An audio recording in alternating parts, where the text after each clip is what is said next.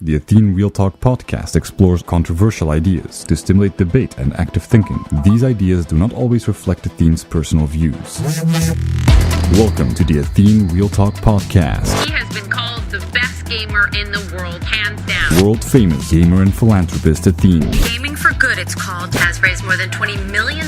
Using his notoriety to raise money for charity. On activism, science, culture, and self-development. Proud to have him in the studio today. I would not want to take you on in a video game. Basically, and I don't know how to explain it, but basically, when you look up psychology, you have subconsciousness and consciousness, right? You have a difference between the two. And that's how I grew up. I always thought you have consciousness, what you're conscious about, and you have subconscious. And subconscious are the processes taking place you're not conscious about, right? And basically, my view on it is you just have two different parts. You have the one part, you have the conscious brain, and you have a subconscious brain. But the thing is, I'm ultra aware, ultra self-aware. So I've been always thinking about how does the subconscious affect and stuff like that, and how does it affect what I think, and how can you, for example, you can meditate to have more white blood cells. There's a lot of things that you can do with your subconsciousness that has an effect on your body that is really, when you read about it, sounds almost like sci-fi, but it's just how it works. Like, for example, the white blood cells is a good example. If you just focus, you can actually create white blood cells, even though you're not really conscious about it, how it's happening, but it's still happening. So I've always had a very duality approach to it. And that is something that I've also been taught in school and at university about psychology. What I was thinking about was basically I've been eating very healthy for the past month, the few months, and the few past days have been very stressful. And as a result, I've been getting side effects of the stress, but only after the stress was over. So not during the stress, after the stress. And I've used to have that also in the past, but in the past, I always backwards rationalize it's probably my diet. Maybe I ate something wrong or whatever, and it expresses itself in more rash on my face. I feel like less in my skin, like my skin is more irritable and stuff. And also the way you're taking a dump goes, like the shit is more, shitty, to put it that way. I don't know how to else explain it. And I was like, this is stress. This is not my food. This is actually stress. And as a result, I was thinking like, if stress has such a big impact in my life and my health, what I was thinking like, I have to be more aware about it. And I always like to have some kind of inner conversation with my subconsciousness in a sense. And what I mean with that is I like to, just like people talk to themselves saying like, I want more white blood cells, I do the same, but it's more related to, like I would like to sleep better. I would like to not wake up. I would like to wake up at that time. Basically, when I talk to myself, I can almost give myself commands. And I was like, I would love to be more in touch with my subconsciousness. That's what I basically asked myself with the realization of stress. Just a stronger awareness about my subconsciousness. And as a result, and this might sound really crazy, but if you think about it, I bet some people can relate to it. Same with IBS, when I talked to a psychologist, she told me, not psychologist, basically someone that also has the medicine diploma. She told me that IBS can also be treated through meditation and through focus, which is very fascinating. You should tell that to people. There is like a very strong gut-mind relation, and through meditation and just giving yourself more time while you eat or while you're just digesting and just focusing on it allows you to much more easily digest. And that is something that mind-body relation has been there for millennia, but it's been frowned upon throughout the past 100 years because of, I don't fucking know, maybe that's just pharma industry trying to push their medication and trying to suppress these kind of studies, but they're there. You can read them online. There are even treatments in that regard. But either way, so when I was thinking like, I should be more in touch with my subconsciousness and stuff, I started to realize certain things.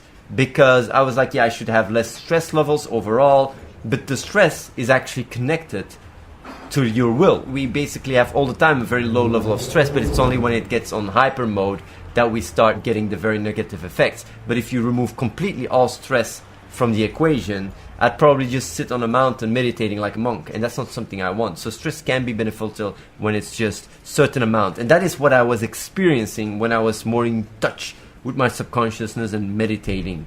But the most fascinating thing when I was talking to Reese about it is that I came to the realization that awareness, just self-awareness, is basically something that comes about naturally. And what I mean with that is the idea of going to meditate, or the idea of which words to use, my language right now, what I say, how I come across. All these things rise from my subconsciousness, right? I'm not fully aware of the words that I'm going to be using the moment I'm talking. They just take place. And same with like when I'm self-aware or when I'm reflecting. There is no conscious process in which my words are structured very consciously. That is something that is happening subconsciously. And I was coming to the awareness that the way I think and the way I am and the way I believe and the way I feel is a subconscious process. And the self-awareness that I experience is just a result of my subconsciousness having the processing power of looking at itself using the more developed prefrontal cortex. And the prefrontal cortex on itself doesn't have any information or beliefs to reflect itself on. So basically, when you look at the prefrontal cortex and, you know, the more, that's just a theory that I'm talking about, but it's just very fascinating. When you look at the more prefrontal cortex, you're basically in a situation where it doesn't have the ability to understand itself, but rather gives the ability for the subconsciousness to understand itself. So the subconsciousness is literally using the processing power to scrutinize its own beliefs, and that is what brings about self-awareness. Self-awareness is not given rise by the prefrontal cortex, but it's rather being used. And that means that you are your subconsciousness right now. At any given time, you are your subconsciousness. Self-awareness and consciousness only arises when subconsciousness uses its prefrontal cortex to scrutinize itself. If that would be true, that would be crazy. Because that means that you're all the time your subconsciousness. That your awareness is your subconsciousness being active. And that's it. It's very drastic if that would be the case. It's really crazy. I don't know if people understand what I'm saying, but if that would be true, that would be insane. Alrud says, the big debate in psychology is exactly what is done by the unconscious. Is it dumb or smart? One popular view is that the unconscious can prepare simple stimulus response actions, deliver basic facts, recognize objects, and carry out practice movements. Complex cognition involving planning, logical reasoning, and combining ideas, on the other hand, requires conscious thought. What is your view, Athene? My view is that consciousness arises when subconsciousness makes use of the processing power that it takes place within the prefrontal cortex. But the prefrontal cortex is just like a processor. It does not contain any information. All the information is stored on the hard drive. So basically, the only ability for the information to be processed is using the processor, but the processor on itself cannot be self-aware. The self-awareness arises by the subconsciousness looking at itself through the mirror. That is what I think is the case. So yeah, I'm not sure if it's true, but it really sounds interesting. And I do think, because Ramachandran, when he was going through those cases with the left and right hemisphere, that the left hemisphere is in nature in denial, it's because the left hemisphere doesn't have the ability, because he uses the left hemisphere and the right hemisphere, but of course we don't know to which extent it is the left and the right hemisphere. But the thing is, like, your subconsciousness on a fundamental level cannot rewrite itself. It requires the prefrontal cortex to do so. So, yeah. Tango Sucker asks a really good question here. So if you construct your belief system around it, would you be rewired into having the capacity to achieve control over subconscious mechanisms to some extent? Have you been practicing it yourself? Yes. Yes. Completely. Completely like that. I don't know how many people even understand what you said there, or understand if I answer yes, but it is the case. Just like someone, for example, the guy, the Iceman, that has the breathing technique and can control his adrenaline levels, which is completely unseen of, and can teach us that. There's a lot of things that you can get control over when you have the beliefs and you have the connections to do so. You can train it. I'm going to tell you guys things that is going to sound really crazy. When I feel stressed, I can tell myself, take away stress. When I feel bad or whatever, I can tell myself, take away bad, produce serotonin, and suddenly I feel good. Like, I'm not even kidding. Like, this is like, and I bet if we would do experiments on me, they would just see like, whoa, what the fuck. While people do it through meditation, I can just tell myself to do it. I can feel myself warm, I can feel self cold by just telling myself to do it. Some things people can do, some of those. I don't know if this sounds scary or not, but we have much more control than we think. Shelburne says, Athene, do you have a way of resting and recovering quickly so that you can work more effectively?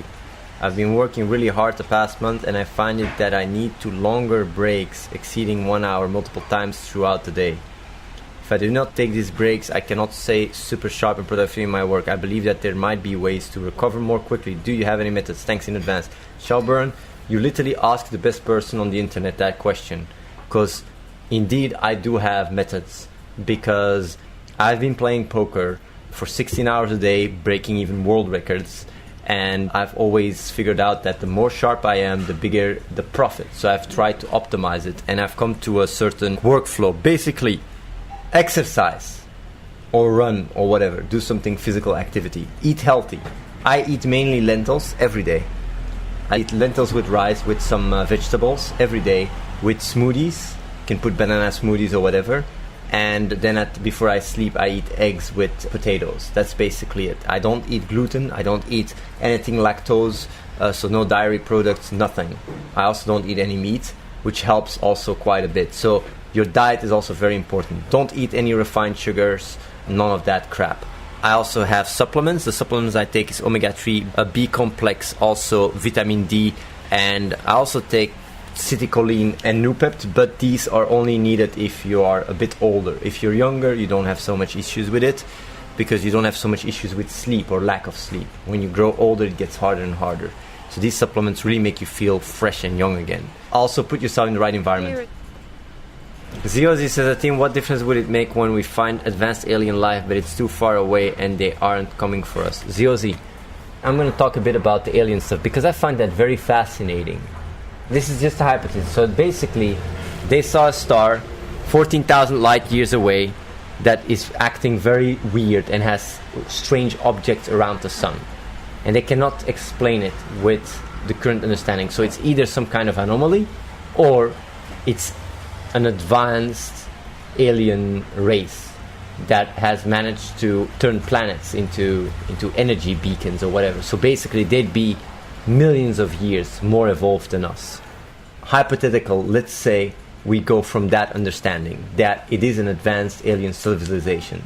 So when you look at that, people might say like, okay, they're 14,000 light years away, who gives a shit, right? I mean, no biggie. But the problem is if it's more intelligent society or civilization, it has a lot of implications. First of all, they will figure out whether or not it is alien civilization by putting the SETI satellites to it, pointing it towards it. So like let's say the SETI program is pointed towards it and they get radio signals from it. It's going to happen in January. You guys go, okay, that's nice. That's interesting. Yeah, it's alien life. We have been able to get signals that really show that this is intelligent life. People go like, okay. But the thing is like this has drastic repercussions to the entire world. It will change the entire world. And let me tell you guys why. And a lot of people don't think about it and find it fascinating that I talk about it in the chat and people go like, yeah, they ain't gonna come here. Do you know how much each country invests in the information war and trying like what NSA does, what Russia does, like spy agencies, where nations are trying to spy each other, right? If we know that there is alien life that is more advanced than us, we won't have a race towards each other. Every single country will immediately put trillions of dollars in trying to intercept the waves that come from that place, because that could literally lead to milestones in technology. So instead of Russia pointing their security and their data breaches towards the planet, they will point it all to the sky. China, Russia, US, Germany, the entire world will suddenly, instead of trying to decode messages and decrypt messages that we send to each other, they will try to do that with an alien civilization. So the industry, the military, will all shift towards that in a very big way. And a lot of people don't really realize when they think about it, but that's what I would do. What if you can decode and you can suddenly find technology that gives you major advantage over the entire world? That is the first thing that would happen. The second thing is it would immediately give a lot of information about the Fermi paradox. The Fermi paradox says, based on statistics, life should be omnipresent in the universe. If we, in a distance of 14,000 light years, measure intelligent life, that means that the entire universe is filled with intelligent life. The entire universe is filled with it. More so, the chances of intelligent life being around us goes up like crazy as well. You have to see, the universe is so vast and so big. If there is life 14,000 light years, intelligent life 14,000 light years from us, that means intelligent life is all over the universe. It means there is trillions and trillions and trillions of intelligent life that is more intelligent than us. And the chances of them being here goes up like crazy. So yeah, then things start suddenly looking a little bit different, like, oh, I'm looking 14,000 light years away, that's far away. Is it 1,400 light years? Okay, well, either way. Yeah, people should go and look up the Drake equation, indeed. AtheneLive Fermi paradox, what?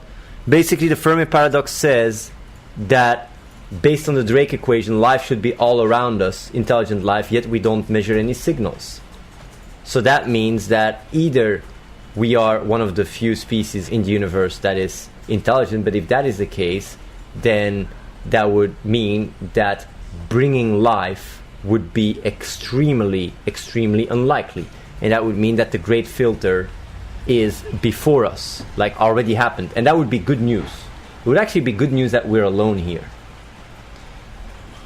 It would even be better news that there's intelligent life all around us. But let's say there is no intelligent life, then either the great filter has happened in the past, but if we find life on Mars, for example, that means that the great filter is not in the past. That means the great filter has to yet come. And what is the great filter? The great filter is what explains why we don't measure or see any intelligent life when we put SETI program to the sky. So then, that means it has to yet come. So the chances of us as humans destroying ourselves if we become more advanced goes up like crazy. It means basically that the great filter is that each high intelligence society is almost determined to destroy itself. That would be really bad. It would be pretty depressing. But on the other hand, if we see intelligent life, it's all around the universe. You guys understand? Yeah, but I think if they don't work with signals but with other things we can't connect with. Karai, exactly. That is why if we would measure intelligence in the 1,400 light years, that theory would be confirmed. That more intelligent life is using a different type of technology, and then it would just be us trying to figure out what it is. Maybe they use dark matter or whatever. Esnix, Athene, is it possible to have multiple great filters? Well, if you have multiple great filters, you add them up to one even bigger filter. When they talk about great filter, it's very simple. It's one filter. But yeah, you could have multiple ones, I guess. Arcanon says, even if there is life on Mars, it would not prove that the great filter occurred yet or not have occurred. No. If there is life on Mars, it would mean that the great filter is not with bringing life to existence. It would mean that the great filter is further. So it would prove that the great filter is not in bringing cells. If we find life on Mars, that means there is cells all over the universe. All over the universe, there would be cells, living cells. And can cells evolve to intelligent life? I think yes. I think that's not so unlikely. So the chances of intelligent life destroying themselves goes up like crazy if we find life on Mars. It would actually be bad news. Even though nobody would see it that way. Well, certain scientists would say it, certain experts would say it. They would say, like, there's life on Mars, we even have a bigger responsibility to not destroy ourselves. Saminami says, what if we find life on Mars but the origin is the Earth? The thing is, Saminami, that's a really good question. That's also something that I would think, right? I would say, like, that doesn't mean shit, right? But when you watch the latest Cosmos, it shows how even other galaxies, because you have different galaxies that can cross each other, and then you have meteor swarms, and that is a way how life, even on Earth, could actually be transferred to other galaxies, because when they merge and they hit each other, life could literally just spread that way. You only need the Earth to explode, and then all those things with life would go to all other places. So, yeah. when it comes down to the charity, I always try, because sometimes people come and start bashing streamers or whatever. I'm the kind of guy that tries to focus in the good. And it's not because people have whatever history that therefore they can't do any good. And it's that black and white thinking that leads to a lot of bad things in the world. People going to prison and being stigmatized for being criminals for the rest of their life. That's not how you reintegrate them in society. That kind of thinking leads to nothing. If you want to move forward as a society or whatever, it's important to stimulate and inspire the good in people. That's how I look at things. So yeah, when it comes down to doing good, anyone that can do so is more than welcome to help out. Because those kids that are getting life-saving supplies will not go like, hey, this came from this guy that is this or that. They won't care about that. They will just be helped. And if you start looking at the world from that angle, rather than all the believe, hypothetical ideas or whatever, then much more good would be done. That's my opinion. Yosbo says, Athene, why do you think people care more about children? Is it because they are innocent victims or because it weighs heavier on their guilt if they ignore it? It's because innocence. That's why, because you can blame adults for their own situation, but children are innocent. You cannot blame a kid for what he does or where he's born or whatever. Like a 3-year-old, you're going to blame a 3-year-old? You can't. That's why raising money for children is so much more powerful. And that's why I choose it, because it's already hard to get people to donate to charity, let alone when they can rationalize against it. So, you know.